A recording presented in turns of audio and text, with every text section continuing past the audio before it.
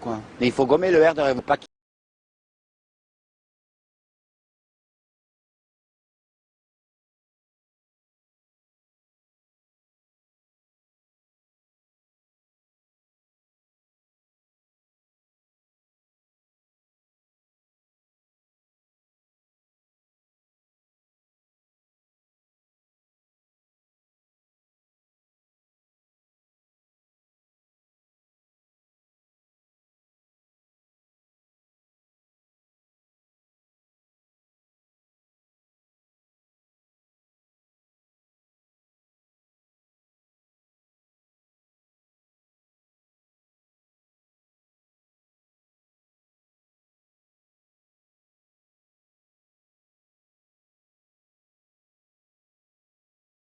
Quand tu leur demandes une petite pièce ou même un renseignement, s'il n'y a pas un foyer ou un truc, ils t'envoient balader.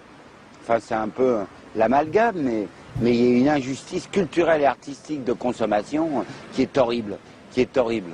Il faut faire une armée d'humour et d'amour avec les enfants que vous aurez et les spectateurs que vous êtes.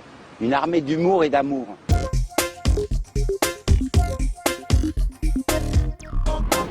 Vous cherchez un média de proximité, un média proche du citoyen, qu'il soit en plus neutre et indépendant. Alors dites oui à Droit Citoyen, car ce qui nous intéresse chez Droit Citoyen, c'est de vous redonner la parole. Droit Citoyen, c'est de l'information libre et citoyenne, en vous sollicitant pour recueillir votre ressenti sur une actualité qui vous ressemble. Retrouvez toutes nos actus sur notre page Facebook droitcitoyen.info ou sur www.droitcitoyen.fr.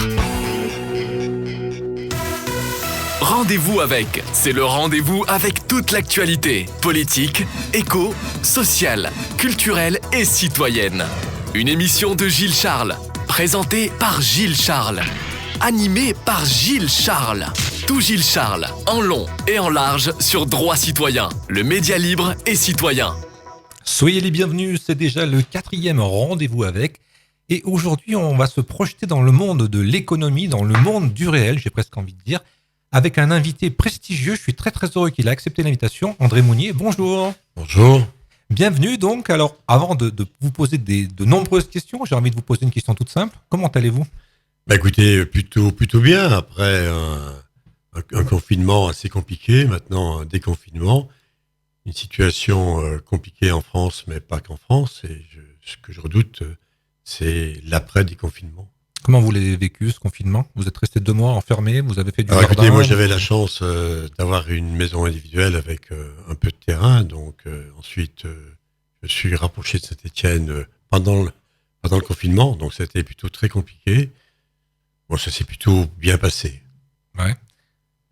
Alors, on a fait des recherches, bien évidemment, pour préparer cette émission, et vous avez été pendant 12 ans le président de la CCI. Moi, j'ai encore une question toute simple. Ça sert à quoi, la CCI ? Eh bien d'abord, la première CCI a été fondée en 1533 à Marseille. C'était un centre de formation de langue. C'est un établissement public en charge du développement économique qui a malheureusement, ou heureusement peut-être, je ne sais pas pour certains, beaucoup évolué puisque aujourd'hui la compétence économique était surtout dévouée pour les consulaires, qu'ils soient de commerce, d'industrie, des services ou des métiers ou de l'agriculture, puisque ce sont des établissements publics. Aujourd'hui, ce sont les collectivités locales et territoriales, et en particulier les métropoles et les conseils départementaux. Donc, on travaille en relation surtout avec les départements ? Alors, on travaille en relation avec les régions. C'est maintenant, je dis, une bêtise. Puisque le département n'a plus la compétence économique, ce sont les régions aujourd'hui qui ont la compétence économique. Très bien. Alors avant de parler d'économie, on va quand même faire un petit retour sur l'homme. Vous êtes originaire de la vallée de l'Ondaine ? Alors je suis né au Chambon-Faugerolles. Voilà, j'ai grandi ensuite à Fraisse, oui. Une petite commune où d'ailleurs je suis revenu 49 ans après. Voilà, je ne sais pas si j'y resterai parce que je suis un peu un globe-trotteur de la situation. J'ai bien sûr voyagé un peu. Paris, Saint-Étienne, et puis ensuite à titre privé, je suis revenu un peu sur la Haute-Loire parce que je suis très amoureux, comme le Pilat, de ces situations de moyenne montagne. Quand on est un chef d'entreprise, quand on est dans le réel, et justement, on a besoin aussi de s'oxygéner. J'allais revenir à ce que vous parliez du pilat, de s'oxygéner pour retrouver de la force, de la vigueur. Alors, j'ai toujours comparé un chef d'entreprise, quelle que soit la nature de son entreprise, quelle que soit la taille de son entreprise, à un sportif de haut niveau, parce que ça nécessite... c'est un guerrier, c'est quelqu'un qui va se battre tous les jours. Alors, Ça demande une bonne préparation, alors. absolument, préparation physique et mentale. Mais ce que je voulais peut-être rajouter, ce que j'ai toujours dit pendant mes différents mandats, que c'est une histoire qui n'est pas individuelle. C'est une histoire, C'est un collectif. bien sûr, collective avec les salariés.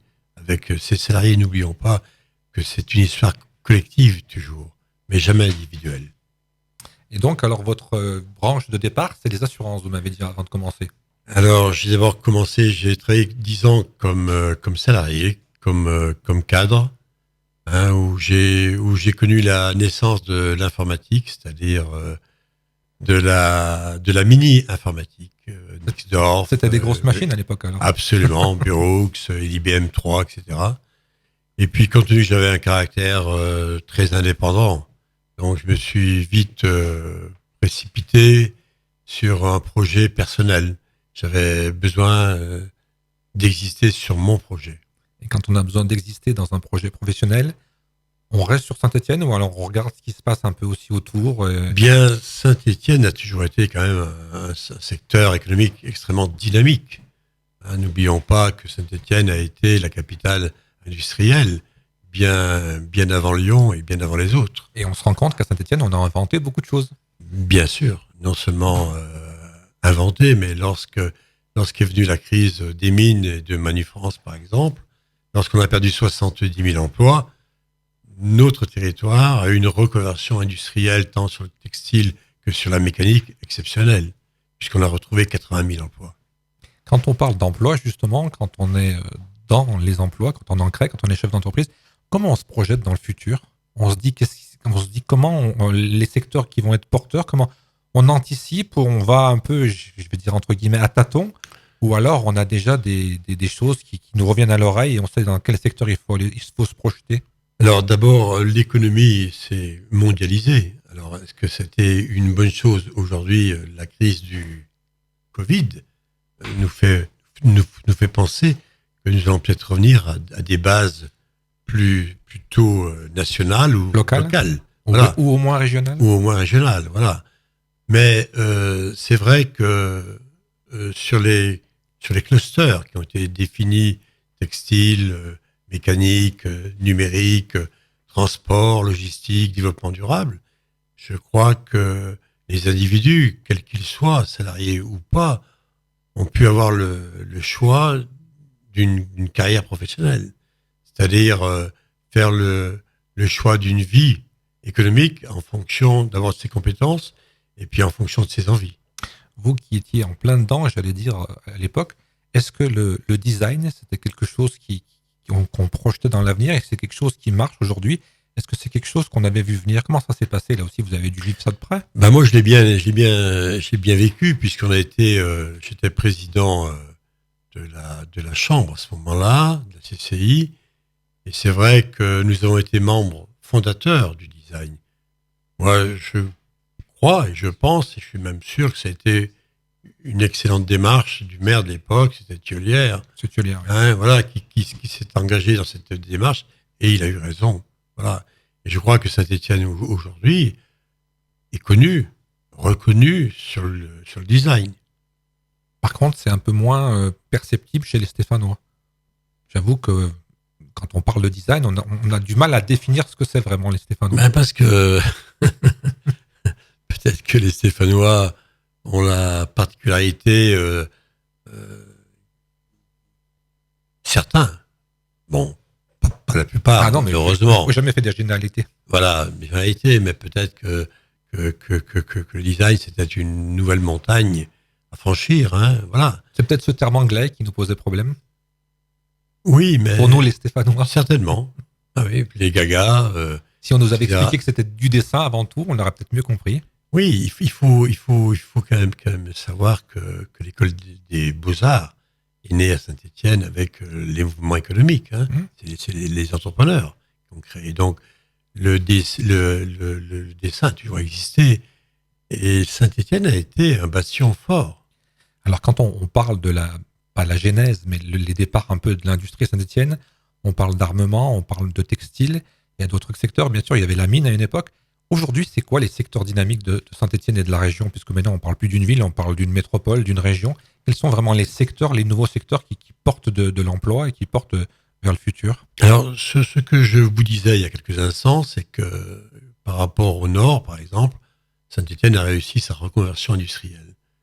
Donc, Saint-Étienne et ses alentours, la métropole Saint-Étienne, est extrêmement performante, je crois, aujourd'hui dans le textile. Les leaders européens sur le textile technique de santé sont à Saint-Étienne.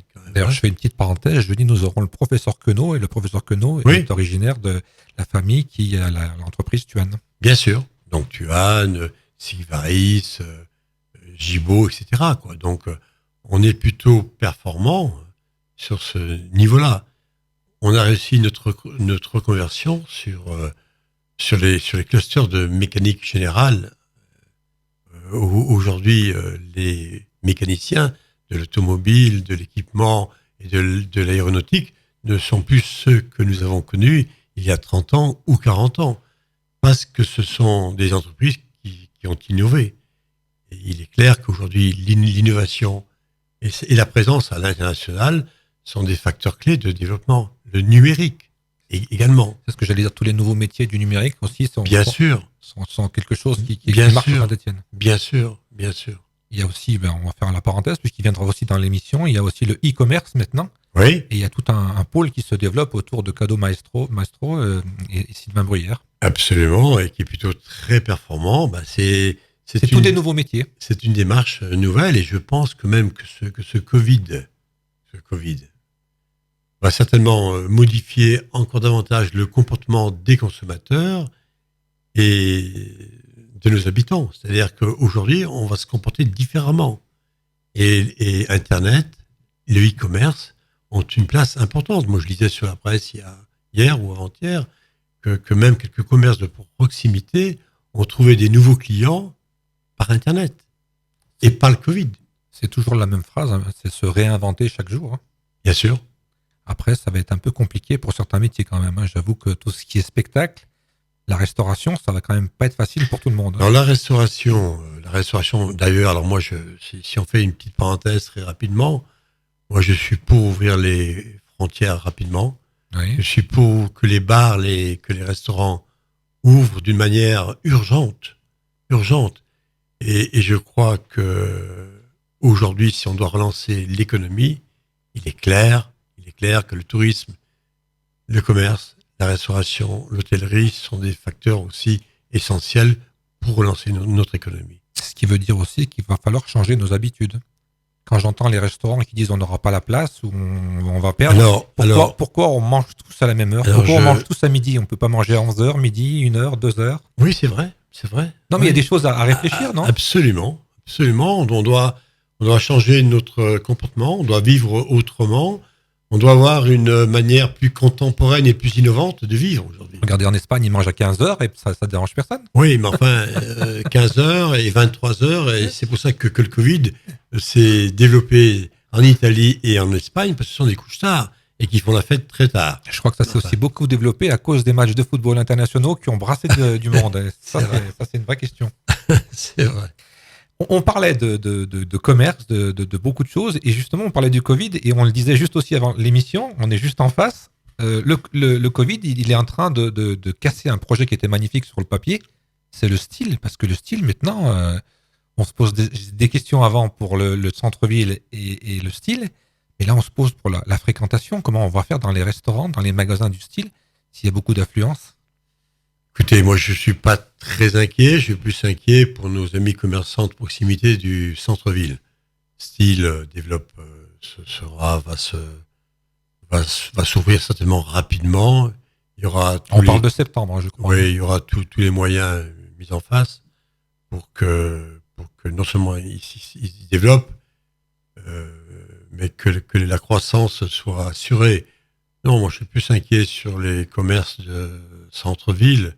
Ça a toujours été d'ailleurs le problème de Saint-Étienne, parce que lorsque j'étais président de la Chambre, j'ai visité plusieurs villes, hein, et nombreuses en France, et nombreuses même à l'étranger, même au Portugal. Il me semble que nous avons un problème majeur sur le commerce de proximité. Alors peut-être que les hommes et les femmes qui mènent aujourd'hui la politique économique, peut-être qu'ils devraient prendre un peu plus de temps pour la réflexion. J'ai toujours dit qu'il fallait trouver entre les commerces de centre-ville et les commerces de périphérie un équilibre. Ça a toujours été le gros problème, en fait. Bon.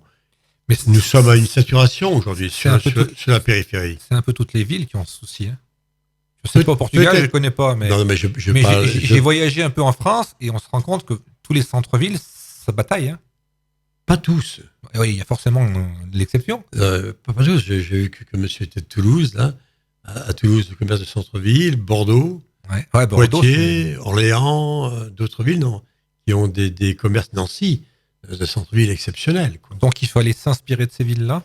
Oui, aussi, bien sûr, bien sûr. Alors c'est bon, c'est vrai, ce qu'on a besoin dans les centres-villes, je pense que ce sont des moteurs, c'est-à-dire, c'est ce qu'on a essayé de faire à Saint-Étienne, il me semble, c'est-à-dire des mini-surfaces ou des surfaces moyennes.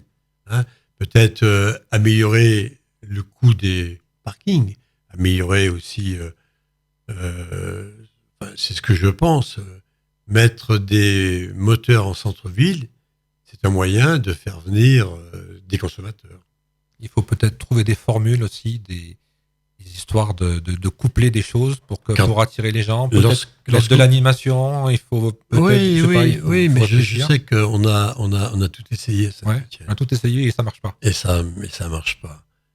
Reprenons les Halles, Saint-Étienne. Enfin, moi, j'ai connu les Halles, mon cabinet d'assurance. Ça a quand même bataillé. Mon cabinet d'assurance était en face des nouvelles galeries 14 rue Gambetta. Donc les Halles que j'ai connues à l'époque, c'était des Halles. Quoi. Oui, mais on parle des années 70. Parce que moi, je les ai connus petits, ça marchait. 74. Mais après, 74. Ça a vite décliné quand même. Mon premier cabinet, 60. Et 74, ça fait quand même presque 50 ans. Mais c'est pas grave. Ouais. Mais c'est pas grave. Si certains ont des Halles, dans Lyon, Avignon, d'autres villes, qui fonctionnent avec un rayonnement, une croissance, c'est qu'il y a une raison aussi. Alors que peut-être aussi, parce que je crois, les Halles, par définition, ce sont des commerces de produits frais. Et assez populaires. Oui. Ce sont pas des revendeurs. Oui, qui prennent une marge au passage. Voilà, que je n'achète pas de la viande chez Durand pour la revendre à Paul. C'est pas ça. Sûr. C'est pas ça. Mais les Halles, à la base, les fromagers, c'était les paysans qui venaient vendre leurs produits. Hein. Bien entendu. Et c'est ce qui a tué un petit peu le système. Je le pense. Trop d'intermédiaires font monter les prix. Absolument. Et puis aussi, ce que les Stéphanois aiment, c'est la convivialité. Oui, aussi. Et ça, il ne faut pas oublier que c'est vrai qu'on explique au caissière le fameux BAM, hein, mais quand vous allez chez un commerçant avec un sourire et un petit mot, on y retourne en général. Voilà. Je crois que c'est une belle analyse. C'est peut-être pour la convivialité, c'est important. C'est peut-être pour revenir à cette idée de Covid, c'est qu'on va peut-être reprendre le temps un peu de faire les choses comme on les faisait avant. Toujours courir. Aujourd'hui, j'appelais ça la génération micro-ondes. Oui. C'est-à-dire que même le café, on n'a pas le temps de faire chauffer un café, il faut que ça soit au micro-ondes. Mais il faut le faire en 10 secondes. Je crois pas trop. Je vais dire pourquoi. Parce que les individus sont très égoïstes. Oui. Si. Est-ce que c'est pas l'éducation qui fait qu'on nous apprend qu'il faut être premier ? C'est pas qu'être premier, et dans la jungle, il y a servir les premiers. Ouais, aussi. C'est vrai que c'est pas faux quand on voit les gens qui ont empilé la farine et les œufs avant le confinement. Attendez, mais c'était effarant, quoi. Ouais. Hein, bon. Donc, je crois que à un moment, je pensais, je raisonnais, que finalement, que le Covid va modifier les comportements. Et là, plus le temps passe, je me dirais, tu te trompes. Si, certains, mais pas tout le monde. Et comme on est beaucoup sur Terre. Ah, je ne crois pas. Parce qu'un troupeau de moutons, c'est un troupeau de moutons.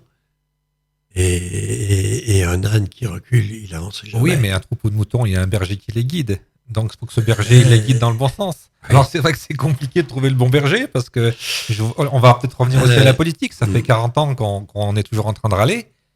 Et il y a des pays où c'est pire. Donc, il faudrait aussi qu'on retrouve le sourire et l'enthousiasme un petit peu. Je ne critique pas la France. Je veux dire par là qu'on a la chance aussi de vivre en France. Tout à fait. Parce que lorsqu'on écoute aujourd'hui ce qui s'est passé avec ce Covid, on a 77 millions de présidents qui prennent les décisions. C'est comme le football. C'est comme le football, avec Deschamps ou Domenech, il y avait 70 millions de sélectionneurs. Non, mais il faut arrêter. Moi, je pense que ce sera compliqué de changer notre mentalité. Voilà. Oui, mais alors il faut changer le système. Et vous avez dit quelque chose de juste. Ça passe par l'éducation. Donc, il faudra peut-être qu'à nouveau, on repense l'éducation de nos enfants. Il faut valoriser tout le monde, parce que tout le monde a des qualités. Il ne faut pas valoriser que les premiers. Même le dernier a des qualités. Oui, mais c'est pour cette raison que je vous disais que l'histoire d'une entreprise, c'est pas l'histoire individuelle, c'est une histoire collective. Là, on revient d'hommes et de femmes. On revient au sport encore une fois. Bien sûr. Les équipes qui gagnent, c'est les équipes où il y a quelque chose qui lie l'équipe. Bien sûr. De toute façon, on en revient à l'humain. Certainement. C'est une chose. On tire dans le bon sens quand l'humain est soudé. Il faut peut-être changer le système politique. Alors, lorsque Macron dit je vais supprimer l'ENA, moi, je trouve ça plutôt bien, parce que les énarques, je ne veux pas employer des mots qu'on risque de me reprocher, mais lorsqu'on a eu aucune expérience dans sa vie professionnelle, c'est tout le problème. C'est tout le problème. Voilà. Et quand on a vécu les choses, et lorsqu'on devient maire de Saint-Étienne ou d'une autre ville, attention à la censure. Non, de Saint-Étienne, je m'excuse, notre ville, sans une expérience particulière, c'est le même problème. On a besoin d'hommes et de femmes qui ont des vraies compétences. Voilà. Et l'écoute. Les compétences. Oui, il y a des gens qui sont justement sur le terrain et qui font remonter des bonnes informations. Voilà. C'est pas parce qu'on est président d'une association, quelle qu'elle soit, quel que soit le mérite de l'individu ou du président, que demain on va lui confier un mandat sur la culture. Moi, je suis pas d'accord. C'est tout le problème de la politique, c'est qu'un jour on est ministre de la Santé et le lendemain on est ministre de l'Armée, quoi. Oui, voilà. Alors, oui. Mais bon, il y a des gens qui n'ont jamais été dans des branches et qui ont été des très bons ministres, donc il y a toujours la contre-vérité aussi. Oui, bien sûr. Il y a des gens qui n'ont jamais fait d'école. Les monneries, etc. Et qui font de la radio. Ce sont des hommes et des femmes qui venaient de la base. Voilà. On revient à la CCI. Oui. J'ai lu que vous étiez contre la fusion entre Saint-Étienne et Lyon. Alors est-ce que vous voulez bien m'expliquer? Parce que moi, la CCI, j'avoue que pour moi, c'est trois lettres et je n'en sais pas plus. D'accord. Alors je vous l'ai dit sur notre préalable, une chambre de commerce et d'industrie est un établissement public qui est géré par des élus que j'étais et qui viennent de l'entreprise. Et ça se finance comment alors si c'est public? C'est l'État qui donne de l'argent? C'est pas l'État, c'est l'entreprise. C'est les entreprises qui adhèrent? Qui payent une taxe. D'accord, une taxe donc. Sauf que les différentes réformes qui se sont succédées ont eu pour but de diminuer un peu cette participation de taxes fiscales, et si bien que les champs, par exemple, si je prends Saint-Étienne, de mémoire, on avait des ressources à 11 millions d'euros de ressources fiscales, et aujourd'hui, Saint-Étienne est à 5-6 millions. Quoi. Donc on a perdu pratiquement 50%. Donc ce qui veut dire qu'il fallait aller chercher des ressources ailleurs. Lorsqu'on parle de la formation est née par les chambres de commerce et d'industrie. Les écoles de commerce sont nées par les chambres de commerce et d'industrie. Sauf que, comme c'était un gâteau qu'il fallait se partager, tout le monde a pioché dans la formation, les branches professionnelles, les organisations patronales et tant d'autres.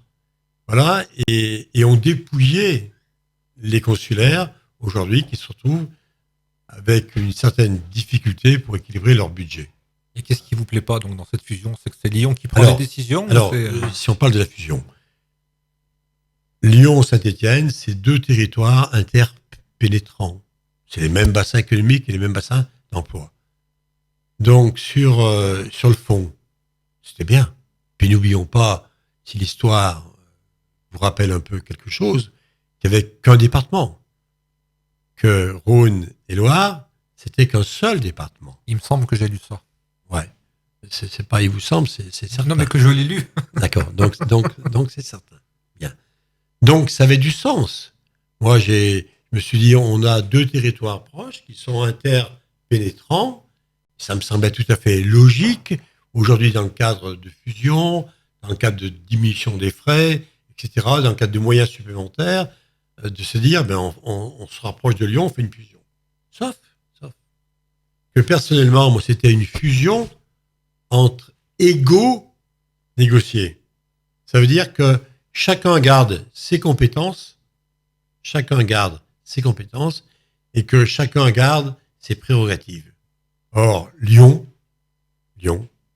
et je dis pas mes amis de Lyon, je dis celles et ceux qui étaient aux manettes à l'époque, leur seule ambition, c'était prendre Saint-Étienne. Et Roanne avec, puisque Roanne, M. Devernois, est un garçon au demeurant charmant, l'industriel, n'a jamais voulu se rapprocher de Saint-Étienne parce qu'il a estimé que nous étions des gens venant de la mine, de la métallurgie, etc., etc. Et de la campagne. Et de la campagne, alors qu'on aurait dû faire une première chambre de la Loire, ligérienne, comme la chambre des métiers a fait et comme la chambre de l'agriculture. Donc, ça veut dire qu'à un certain moment, avec les problèmes de ressources fiscales que nous avions, j'ai dit, il faut qu'on se rapproche de Lyon, à condition que chacun garde son autonomie. Mais si on se place dans un sens pratique, quel était l'avantage de se rapprocher de Lyon alors? Je viens de vous le dire. Les territoires interpénétrants, les bassins économiques, les bassins d'emploi sont les mêmes. Voilà. Et certainement des économies d'échelle, aussi bien pour Lyon que pour Saint-Étienne. Et qu'est-ce qui n'a pas marché du coup alors? Bien, c'est parce que Lyon a occulté Saint-Étienne et Saint-Étienne aujourd'hui est devenu un suiveur consulaire, alors que nous étions cités du doigt comme une chambre peut-être des plus performantes de France. Voilà. Alors peut-être que les hommes et les femmes qui étaient à Lyon à ce moment-là, on en revient à la politique. C'était des hommes et des femmes qui n'étaient pas ciblés pour ces métiers-là. Parce que ce sont des vrais jobs, ça. Mais si Saint-Étienne est devenu un suiveur, ça veut dire que les gens qui étaient à Saint-Étienne n'ont pas été capables de montrer qu'ils étaient costauds. Celui qui m'a succédé après, je n'ai pas de commentaire à faire. C'est un garçon adorable, intellectuellement, charmant, qui était très impliqué dans sa branche professionnelle aujourd'hui. Mais je crois que c'est très compliqué. C'est compliqué. Parce que les consulaires ont dérangé. Et Mounier, en particulier, est un homme qui a beaucoup dérangé. Voilà. Parce que moi, j'ai rendu les chambres de commerce et d'industrie aux entreprises. Voilà. Et lorsque vous faites de l'ombre à celles et ceux qui se croient les leaders économiques d'un territoire, eh bien, on fait tout. Et c'est quoi un leader? C'est quelqu'un qui ressent les choses, c'est quelqu'un qui dit les choses, c'est quelqu'un qui emmène une équipe avec soi. Ouais. C'est quelqu'un qui est sur un projet, sur un développement. C'est pas quelqu'un qui a hérité de la fortune du père. Ça, c'est ce qu'on appelle le patrimoine. Moi, j'avais personnellement aucun patrimoine. C'est ce qui a tué, c'est une belle remarque, ça encore, parce que moi, j'étais un homme de terrain, c'est ce qui a tué à un moment l'économie stéphanoise. Parce que beaucoup d'entreprises étaient patrimoniales. Et beaucoup d'enfants qui n'avaient pas de formation, à l'époque de la croissance à 2 chiffres, c'était pas compliqué, est un mot inapproprié, mais ils sont partis sur un système de croissance. On préférait peut-être à ce moment-là avoir une belle maison à Cannes ou un bel appartement, peut-être de belles voitures de collection aussi, mais on oubliait qu'on avait des outils de production à côté. Et que lorsque les différentes crises sont arrivées, puisqu'on n'avait pas investi dans des outils de production, Eh bien, c'est à ce moment-là que certains secteurs, textiles et mécaniques, ont commencé à plonger. Tout s'explique. Moi, Tout a une explication rationnelle. j'ai bien connu à une époque le textile et c'est vrai que c'était très compliqué. Et il y a des gens qui ont eu l'intelligence de s'adapter. Je crois que c'est le mot aussi qu'il faut employer, c'est s'adapter au marché.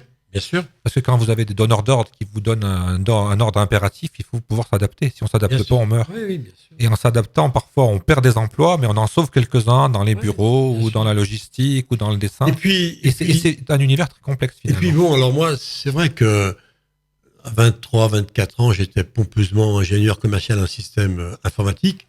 Et lorsque je visitais ces entreprises, j'étais choqué, ébahi. Alors, et puis 20 ans passent en ce qui me concerne.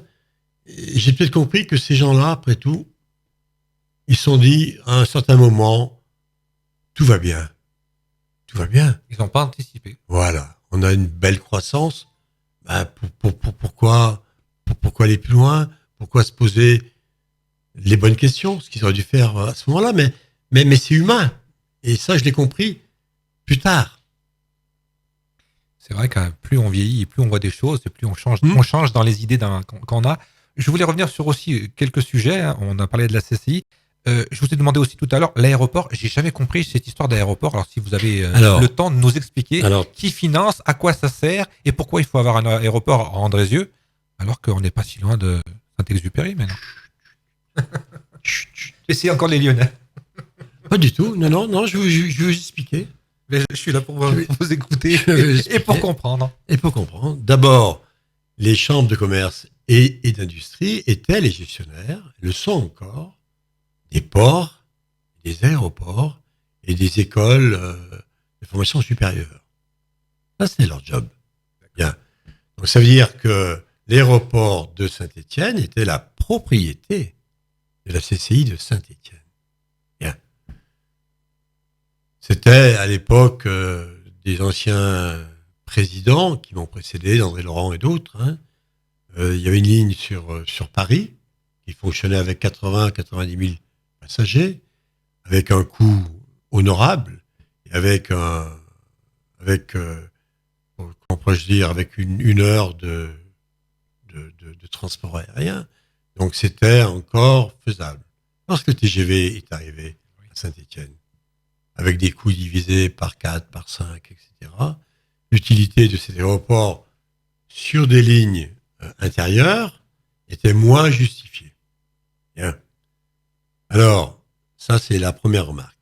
La deuxième remarque, lorsqu'on a de l'ambition sur un territoire, un aéroport est un outil d'infrastructure, aussi bien que les autoroutes, aussi bien que le ferroviaire, et un aéroport a toute sa valeur ajoutée, toute son existence. Toute sa place. Toute sa place. Si vous voulez accueillir des entreprises, aujourd'hui des belles entreprises, on vous demande si vous avez un aéroport, etc.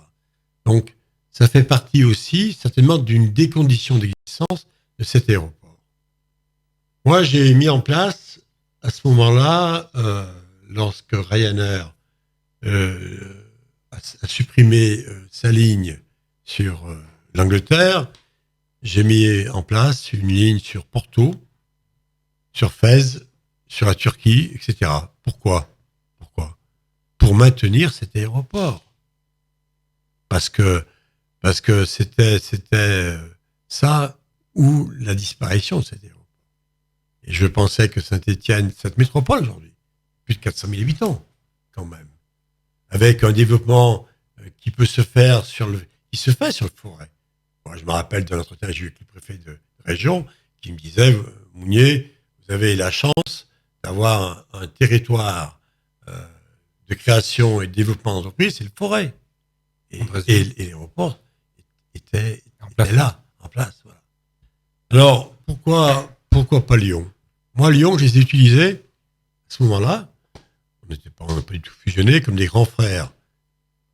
C'est-à-dire que Saint-Exupéry nous a permis de participer à différents salons, nous a permis de nous présenter sur différents fournisseurs de low cost et d'autres, et ça a été certainement une aide précieuse à ce moment-là. Maintenant, ce qu'il faut savoir, on vous dit, Mais Saint-Étienne, c'est 1 200 000, 400 000 euros de déficit. Très bien. J'avais 180 000 passagers. Le Puy-en-Velay. 1,2 million de déficit. 4 000 passagers. Cherchez l'erreur. Les lignes que l'on a supprimées, ici, les low cost, qui nous coûtaient 300 ou 400 000 euros, c'était du marketing. C'était l'image d'un territoire, l'image de Saint-Étienne. C'était faire venir du monde ici et permettre des importations. C'était conserver des pompiers, la tour, la météo, etc. Et c'était tous les emplois indirects qui étaient liés à cet aéroport. Donc pour moi, et je partais à ce moment-là, c'était une mauvaise chose de mener la politique qu'ils ont voulu mener. Et lorsque Monsieur Pedriot, le maire de Saint-Étienne, nous dit, moi je m'intéresse à Paris, moi je l'ai fait avant lui, ça coûtait 1 500 000 euros de déficit sur une ligne fiatée, qui était aidée par l'État pour même pas 1500 passagers. Donc il faut être sérieux, il faut être raisonnable. Là, il vaut mieux prendre le TGV. Et bien sûr. Et juste une question technique, vous avez parlé des destinations là, de Fès, de l'Angleterre. Ces compagnies, elles sont venues, c'est vous qui les avez attirées ou vous les avez démarchées? Comment ça se passe? On les a démarchées. Qu'est-ce qu'on met en avant quand on vend son territoire? Alors, allez, encore une autre remarque, mais tout ce que je vous dis a un sens exceptionnel. Je vais dire pourquoi. Parce que lorsqu'on avait une ligne avec Londres, par exemple, avec les Anglais, on n'a pas su les retenir. André Marcon, le frère du restaurateur, venait avec son car chercher les Anglais à notre aéroport pour les emmener en Haute-Loire. Ça veut dire quoi? Ça veut dire qu'on n'a pas su faire pour les garder. Mais ce n'était pas que le rôle de la Chambre.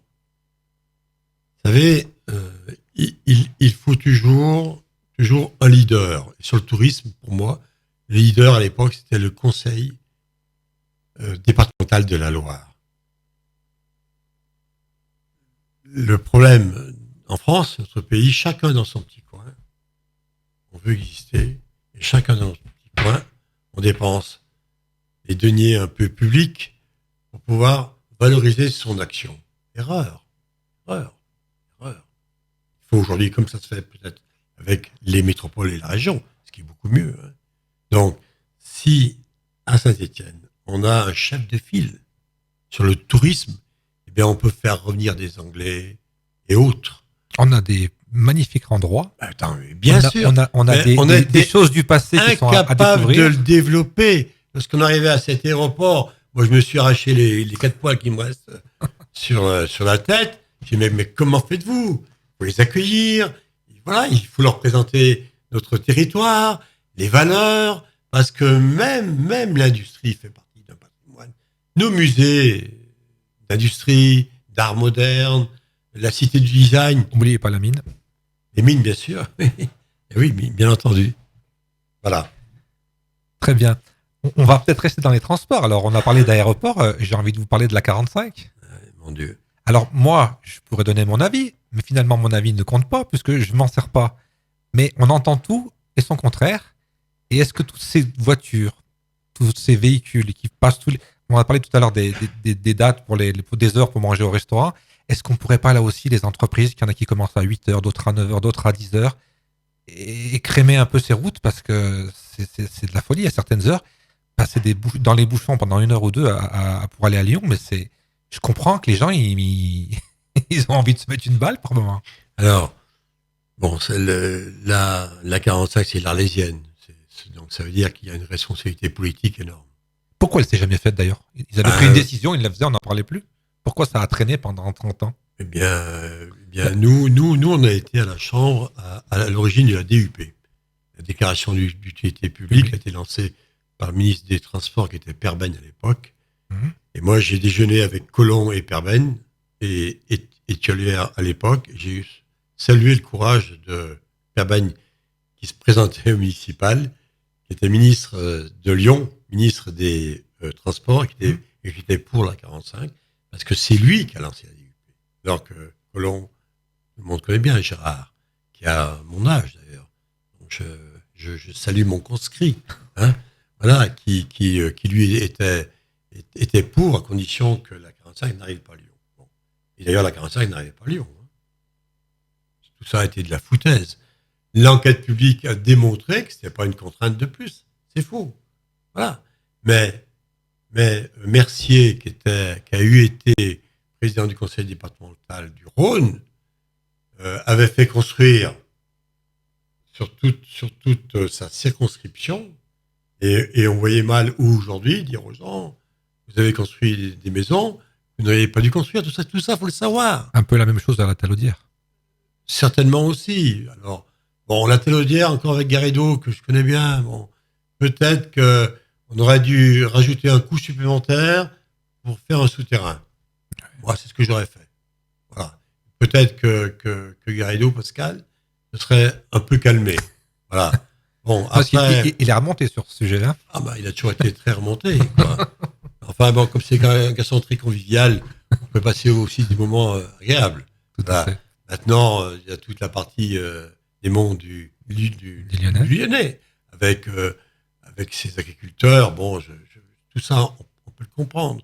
Mais quand on parle de l'égoïsme, comment peut-on penser à son petit pot de terrain et sa petite exploitation, alors qu'il y avait 80 000 véhicules par jour et des individus qui bouffent du CO2 toute la journée?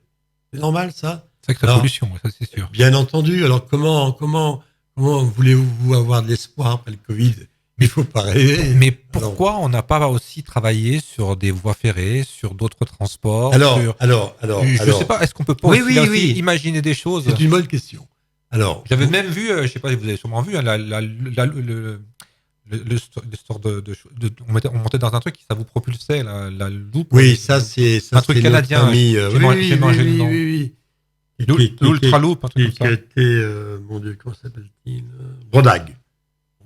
Brodag était délégué interministériel sur le développement durable. Bon, et lui nous a sorti un projet, mais enfin, attendez, d'abord il faut quand même savoir que le TER sur Lyon-Saint-Étienne, c'est la première ligne en fréquentation. Alors que là, on doit, je ne sais plus le nombre, 2 passagers, mais c'est ridicule. Bon. Non, mais je pense que l'erreur aussi encore. Parce qu'en vélo, c'est pas possible. Ou alors il faut être costaud. Attendez, je vais vous expliquer. Lorsque Neuwirth, bon, j'ai du respect pour M. Neuwirth, hein, ancien président du Conseil général. Mais lorsqu'on en hélicoptère, on faisait le tracé de la 47 à l'époque, hein, ils auraient peut-être dû se rendre compte qu'il fallait faire en même temps des travaux sur une voie ferroviaire aménagée et parallèle. Bien sûr. Mais ça représentait aussi des coûts extrêmement importants. Donc, on n'a pas eu, peut-être à Saint-Étienne, les hommes politiques qu'on méritait, comme à Bordeaux, comme dans la Creuse, hein, où finalement on a sorti des autoroutes dont qui ne servent pas à grand-chose, qui a coûté certainement extrêmement cher. Voilà. Donc nous, on souffre un petit peu à Saint-Étienne. Alors est-ce qu'on est resté des petits, même aujourd'hui encore? Je me pose la question. On appelle ça? Voilà. On appelle ça des gains petits. Hein. Je me pose la question encore. Est-ce que, pour revenir à Lyon, pourquoi on se tourne toujours sur Lyon? On n'aurait pas pu se tourner un peu sur Clermont? Non, mais alors non.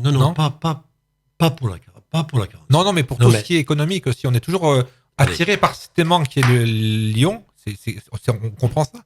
Mais et Clermont qui remonte sur Paris. Mais les Auvergnats ne sont pas forcément pour. Mais tout le monde est contre nous finalement. Alors. Non, on n'est pas contre nous. Non. Donc l'égoïsme encore une fois. Mais bien sûr. Moi, je me souviens que lorsque j'ai été élu en fin 2004, j'ai fait des réunions. J'ai organisé des réunions avec le Puy-en-Velay. Avec Lyon. C'est un beau coin, le Puy-en-Velay. Attendez, avec Lyon et avec Roanne. Parce que je pensais déjà, alors que c'était mon premier poste de président, qu'il fallait mutualiser les moyens. Le Puy me disait oui. Oui, mais Surtout pas. Surtout pas, parce que les présidents... Bon, André Marcon était un bon président, mais ce sont des hommes et des femmes et qui sont là et peut-être également qui ont une autre vision. Ils sont contre le changement. C'est pas contre le changement. Moi, lorsqu'on est allé sur Lyon, ils m'ont dit, enfin, André Mounier, mais t'as fait une erreur monumentale. C'est avec nous qu'il fallait venir. C'est ça, la France. C'est ça. Et celles et ceux qui n'ont pas là, au moment où il le faut, et à l'endroit où il le faut. Vous avez fait 12 ans à la CCI, et il y a quelque chose qui vous a marqué, comme vous m'en avez pas parlé tout à l'heure, c'est votre campagne en 2004. Est-ce que vous pouvez nous raconter cette campagne que vous avez menée, parce que personne ne vous attendait finalement. Alors, vous avez été la grosse surprise. Alors, d'abord, je n'étais pas candidat. Un candidat, si vous n'êtes pas candidat et que vous gagnez, alors vous êtes fort. Hein. Je n'étais pas candidat. On a été vous chercher alors. Comment ça s'est passé? Non, parce que on a été, moi, si vous voulez, il y a eu une bataille de chefs. Hein. Ah, c'est souvent ça. Une bataille de chefs. Moi, je débarquais, même si je suis pas totalement stupide, hein, mais je débarquais dans ce système, j'étais surpris. Il y avait 4-5 prétendants. Le président qui en 2004, c'était qui? André Laurent. André Laurent, d'accord. J'étais pas son candidat. Son candidat, c'était Jean-Pierre Berger, du groupe Casino, hein, qui au demeurant est un garçon de qualité, c'est sûr, hein, qui s'occupe du développement durable à la ville de Saint-Étienne et qui sont de compétences. Sauf qu'il était 4 dirigeants du groupe Casino. Donc, certes, c'est pas le même métier qu'un entrepreneur. Sans lui faire un seul reproche. Bien. Sauf qu'ils sont venus à CGPMA me prendre quelques adhérents sur lesquels je comptais. Et qui m'ont trahi. Ils étaient 6-7, importants. Je ne veux pas citer leur nom ici, mais que vous connaissez fort bien, qui sont encore là, et qui m'ont trahi. Et là, j'avais la rage. La rage. Je comprends. Ça m'est arrivé. Et j'ai gagné les élections à cause de cette rage. Ils m'ont servi. J'ai pas lâché un centimètre. J'ai pas lâché une entreprise. Parce que j'avais un projet qu'ils n'avaient pas, eux. Ils étaient dans l'ancien moule de fonctionnement où je te mets ici parce que tu le mérites. Non. On appelle ça du copinage? Certainement. Beaucoup de copinage. J'ai gagné les élections pour cette raison-là. On fait la transition, alors on va parler de politique. À un moment, on vous avait pressenti comme futur candidat à la mairie de Saint-Étienne, c'était, je crois que c'était... 2014. Ouais, c'était juste avant, donc. Qu'est-ce qui s'est passé? Pourquoi vous n'y êtes pas allé? Et qu'est-ce que vous auriez fait à Saint-Étienne, justement? Alors, qu'est-ce qui s'est passé? D'abord, il y avait eu un sondage qui avait été organisé, je crois. On parlait même du retour de M. Thiolière à l'époque. Oui. Il avait sorti un livre test. Ouais, il y a eu un sondage où on me donnait 12 points. Alors, je n'avais rien demandé à personne. Un peu comme la chambre. Pareil. Et moi, dans mon esprit, j'avais une difficulté à mélanger le politique et l'économie. Je disais, et c'est ce que j'ai dit lorsque j'ai déclaré en conférence de presse que je ne partirais pas, que c'était un autre job, un autre métier, et j'étais incapable de dire le lendemain ce qu'on m'avait dit la veille. Je ne pouvais pas. Ça veut dire que c'est deux mondes différents? Bien sûr. Pourtant, il y a des passerelles, non, entre les deux? Mais certes, mais il y a des passerelles qui servent les uns les autres. Voilà, oui. Dans tous les milieux. Voilà. Je veux dire, sur le plan de la moralité, sur le plan de la mentalité, je ne suis pas né comme ça. Donc, et vous aviez un projet, quelque chose? Bien sûr, j'ai un projet. Moi, ce qui m'intéressait d'abord, c'est quand même l'économie. C'est-à-dire que lorsque j'ai fait ma conférence de presse au Cercle, et que j'avais dit, moi, je ne me regarde pas dans une glace en pensant demain que je vais être maire Saint-Étienne. Non. Si on a besoin de moi, je serai là. Pas forcément pour être maire. Mais vous auriez pu être adjoint, alors? J'aurais pu être adjoint sur le monde économique. Mais on ne m'a pas fait la proposition. Ça veut dire que quand on veut aller dans la politique, il faut déjà être dans une famille, avoir une carte. Certainement. On ne peut pas être en dehors. Absolument. Moi, je pense que peut-être que j'aurais appartenu à une famille politique, mais je ne voulais pas à ce moment-là. Peut-être que les choses auraient été beaucoup plus simples et je crois, honnêtement, sans aucune prétention, j'aurais fait un excellent maire de Saint-Étienne. Mais moi, je vous connais à peine. Hein. Je vous ai croisé quelques fois. Je vous découvre un peu plus aujourd'hui. Je ne vais pas être vulgaire, mais vous avez l'impression, vous donnez l'impression d'être une grande gueule quand même. Et ça dérange en politique. Ben, ça dérange trop. C'est aussi peut-être un de mes défauts, certainement. Oui. La politique, c'est savoir un peu. Oui. Alors, on a beau dire que avec l'âge, c'est la sagesse, patati patala. Mais bon, on ne se refait pas. Bon, on peut s'améliorer. Mais au fond de soi-même, on a toujours ce petit truc qui bouge, on a envie de rentrer dedans, quoi. Alors c'est vrai que ça a été peut-être une de mes particularités de ma personnalité qui m'a certainement peut-être desservi. Mais moi, C'est un regret ? Non. Mais alors un regret sur le monde économique, oui. Non, mais j'aurais bien aimé. Ouais. Très sincèrement, j'aurais bien aimé. Et des choses comme la foire, des choses comme ça vous tente pas d'aller mettre votre grain de sel ? On me l'a jamais proposé. Mais moi, on m'a jamais rien proposé. Il faut que je m'impose pour faire de la radio. Il faut que je frappe aux portes. On me l'a jamais proposé parce que je pense que je suis un garçon il me semble. Parce que c'est le constat que j'ai fait, c'est que je dérange certainement. Voilà. Et que lorsque vous avez peut-être une forte personnalité ou peut-être plus de charisme que les autres, voilà, et que, mon Dieu, on fait en sorte de vous écarter un peu. Oui, mais vous avez quand même un sacré réseau, à mon avis, et ça sert dans la politique. Un peu moins de réseau, je veux dire. Quand on n'a plus de pouvoir, on a beaucoup moins de réseau, c'est sûr. Bien sûr. Mais ce n'est pas que le pouvoir, moi. Je n'ai pas usé du pouvoir. Non, c'était ma force. Autre que le pouvoir. Et juste un peu, je pose souvent ça à la question aux artistes, mais tiens, je vais en profiter. Cette position d'être quelqu'un quand même de connu, de reconnu sur la région, est-ce que ça vous a permis de rencontrer des gens que vous auriez jamais imaginé rencontrer et que vous avez eu plaisir à rencontrer? Alors, j'ai remis le dossier de la 45 à Jacques Chirac lorsqu'il est venu pour un match amical contre la Chine. Il avait une grosse grippe et compte tenu que j'étais gestionnaire de l'aéroport, le préfet m'avait dit venez avec moi, président. J'ai remis le dossier de la 45 parce que j'étais un ambassadeur de la 45 à Sarko. J'ai rencontré Raffarin à Shanghai, Thiolière, puisqu'on le considère comme le chinois de service, Raffarin. J'ai rencontré, ça m'a ouvert. Et il y a un temps pour avoir une discussion avec eux, ou alors c'est juste bonjour, au revoir, merci? Un peu de discussion, parce que je m'impose n'est pas le mot, mais je sais faire pour m'intégrer dans le circuit. Ouais. J'ai noté aussi que vous étiez très européen. Alors, c'est quoi votre vision de l'Europe aujourd'hui en 2020, après toutes ces frasques d'économie et de pandémie? L'Europe face en face de l'Asie, des Amériques et de l'Afrique aujourd'hui, elle doit exister. Donc il est clair que aujourd'hui, alors l'Europe des 27, moi je suis. Il y a beaucoup de monde. Il y a beaucoup trop de monde. Mais on est toujours dans l'Europe de l'économie là. On peut, mais c'est pas trop le cas. Mais on pourrait, comme l'Europe sociale aussi, bien sûr. On pourrait, comme l'Europe du développement durable. On pourrait aussi, mais c'est vrai que c'est quand même très compliqué. Déjà que c'est compliqué pour gérer un pays. Je comprends que l'Europe c'est plus compliqué, quoi. Puis on revient à la crise. J'ai l'impression que les pays vont se refermer sur eux-mêmes un peu là, non?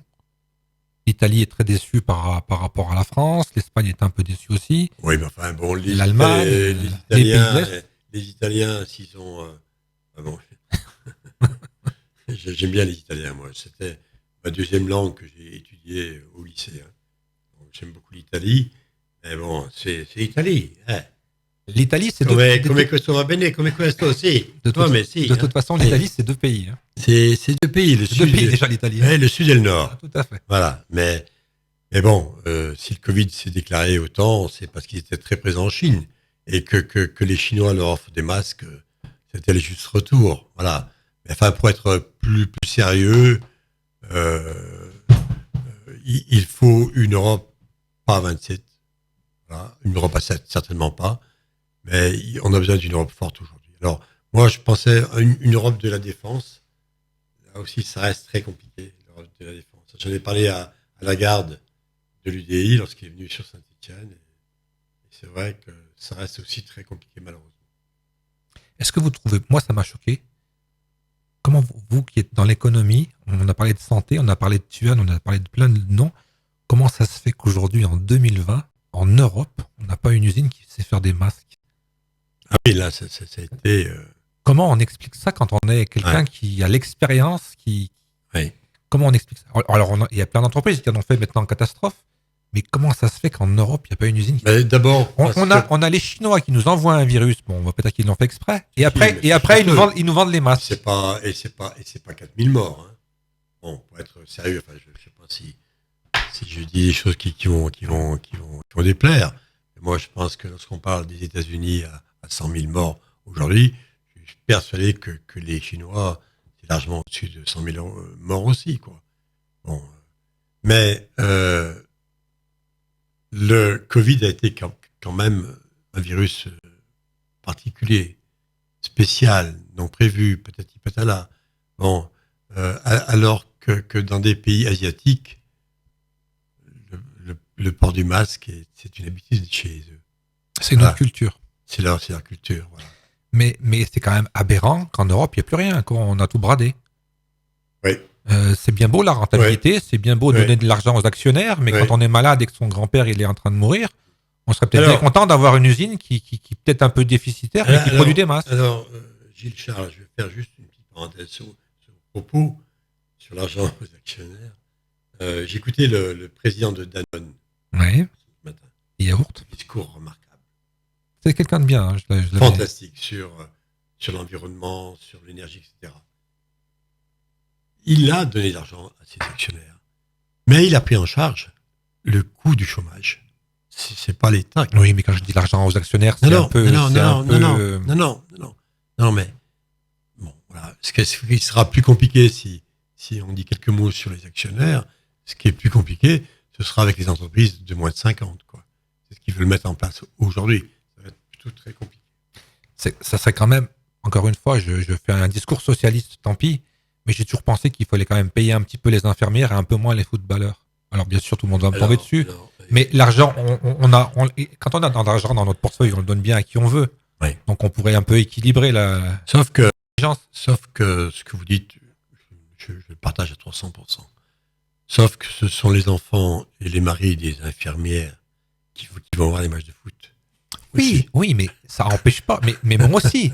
Mais un joueur qui touche 200 000 euros par mois, quand un smicard en touche 1000... 200 000. S'il touchait que 150 000, mettons. 200 000 les moins payés, quoi. Oui, s'il touchait que 150 000 et que toutes les infirmières de Saint-Étienne, qui ont fait du très bon travail, elles avaient une prime où elles vivaient mieux. Tout le monde ne serait pas content. Alors si on doit revenir quelques mots sur la santé, je pense qu'au moins, ce Covid va permettre à l'État de réformer le système de santé et les hôpitaux surtout. J'espère. Mais je le pense vraiment. Un dernier mot, j'ai vu que vous aviez adhéré, si on peut dire ça, au discours de Macron quand il s'est présenté. Aujourd'hui, vous êtes dans les déçus ou vous êtes dans la même ligne? C'est très compliqué de juger les hommes et les femmes. Moi, j'ai adhéré à son discours parce que je fais partie de ceux qui pensent que la société civile, je l'ai dit tout à l'heure, a un rôle essentiel. Et je l'ai toujours dit avant que Macron en marche se présente. Parce que je dis que ce sont les hommes et les femmes qui font la richesse et la culture de notre territoire et de la France en général. Ce sont eux qu'on doit trouver aux commandes de ce pays. Voilà. Mais la richesse, c'est pas que la richesse capitalistique. C'est la richesse de la culture, c'est la richesse de la culture, etc. etc. Du patrimoine. Bien sûr. De l'histoire. Et bien sûr. Donc, j'étais séduit par son discours pour ça. J'étais déçu maintenant pour, mon Dieu, je ne veux pas citer des noms, mais tout le monde sait le système politique dans lequel nous avons vécu, les erreurs qui ont été faites, parce que depuis Giscard d'Estaing en 1974, le déficit de la France a commencé là. Il faut qu'on arrête aujourd'hui de dire on est le pays le plus endetté au monde, mais ça a commencé déjà depuis 40 ans, 50 ans. Voilà. et qu'aucun président, aucun homme politique était capable de redresser le pays. Aucun. Donc, Macron m'a plu. Alors ensuite, après, je trouve que, si je peux faire une petite parenthèse, Édouard Philippe est un bon Premier ministre. Je pense que... Qui risque de partir, d'après ce que j'ai lu. Il sera réélu maire du Havre. Oui, mais ça, c'est sûr. Clair. S'il partait, ce serait dommage pour le gouvernement. Pour finir, vous avez dit qu'Édouard Philippe allait être réélu. A priori, Gaël Perdriau va être réélu. Ça, mais bien sûr. Ah, bien. Et puis bon, Gaël Perdriau n'a personne en face. Moi, c'est ce que je dirais à Pierre Courbon quand il va venir au micro. Oui, Pierre Courbon, je le connais bien. Mais moi aussi. Pierre Courbon, je le connais bien. On s'est opposés tous les deux sur la 45. Il est contre la 45. Bon, c'est un garçon sympathique, mais qui est très endoctriné, je crois. Il faut qu'il change un peu. Voilà. C'est la jeunesse. Ouais, mais il a une démarche qui n'est pas très contemporaine, quoi. Voilà. Alors, bien sûr, enfin bon. Mais bon, je lui souhaite de faire le meilleur score possible, mais je crois que Perdriau sera élu sans problème, et que les Verts, en particulier avec Longeron, bon, peut-être qu'ils auraient dû faire les choses autrement au premier tour. C'est compliqué la politique parce qu'il y a des ordres qui viennent d'en haut aussi, qui viennent de Paris. Oui, voilà. Et ça, les lambda, comme on dit, n'ont pas toujours toutes les cartes. Et que Patrick Revelli, est-ce qu'il était fait pour ce job? Je ne sais pas.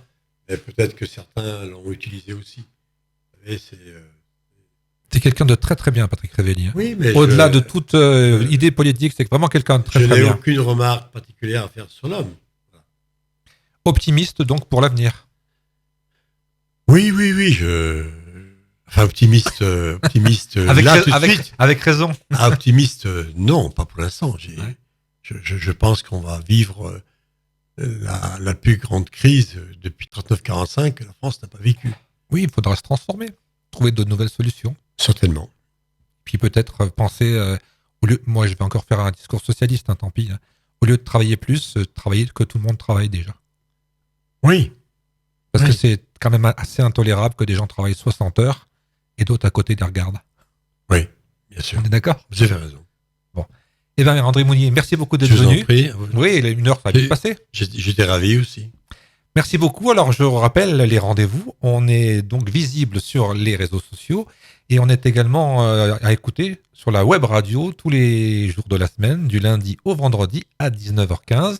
Juste une info, cette semaine, on est bien à charger puisque demain, on aura Magali Vialon qui sera à ce micro. Ah oui. Et après-demain, on aura Patrice Queneau. On va parler de médecine et on aura sûrement des infos sur les masques et sur cette fichue épidémie. L'un et l'autre, ce sont deux belles personnalités stéphanoises. Eh ben, je suis très content qu'ils viennent nous voir et ça prouve qu'on fait des choses intéressantes. C'est vrai. Bravo. Félicitations. Merci beaucoup en tout cas d'être venu et puis à très bientôt. À très bientôt. Rendez-vous avec tout Gilles Charles, en long et en large sur Droit Citoyen.